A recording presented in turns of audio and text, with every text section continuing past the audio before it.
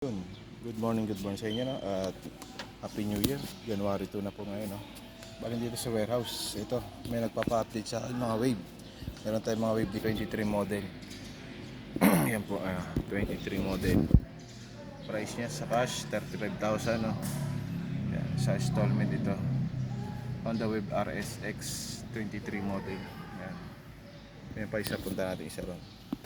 Yan, ito yung isa, no? Same sila ng kulay lang din, 23 model. All goods stock po lahat yan. Yan. Meron pa tayo isa ditong Wave. Yan, ito isang natin Wave 2019 model. Registered pa to hanggang itong taon ng February. Ito, February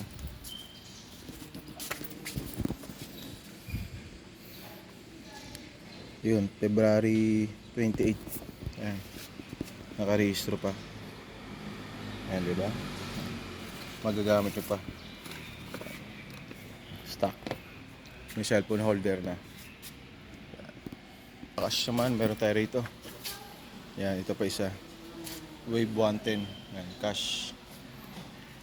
May bracket na rin. Check natin kung nakarehistro. So yun, wala yung papel ng ORCR nyo rito.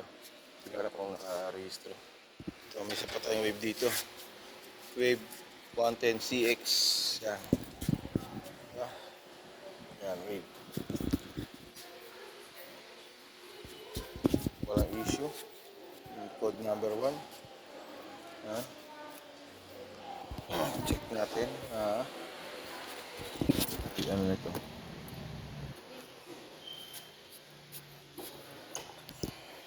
So yun, yan. Paso na ng 2023, March 8. Sayang. Ito pa, may isa pa tayong Wave. Yan. Yan.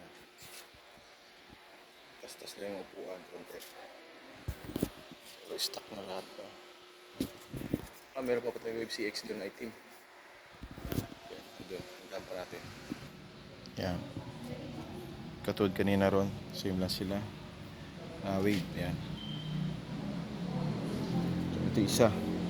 Wave CX. Natin ito nakakari.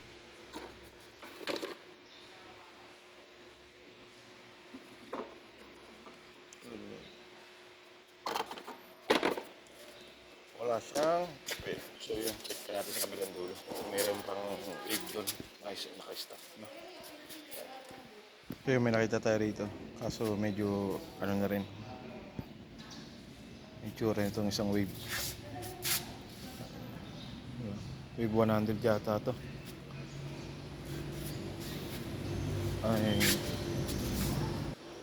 Wave CX din nakatata niya. Ay, mga ganun.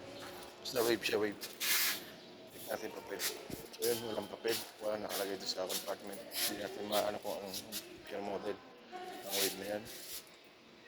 At doon sa dulo, wala na. So wala na rin. Yung mga lang stock natin na Wave dito.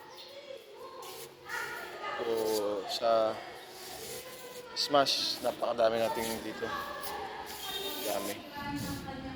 So sa mag-apply ng Wave, check nyo lang dito sa sa mga video sa page. Yan, sa mga naghahanap. Nandun na lahat ng ng Wave natin. So titingnan pa tayo ng iba.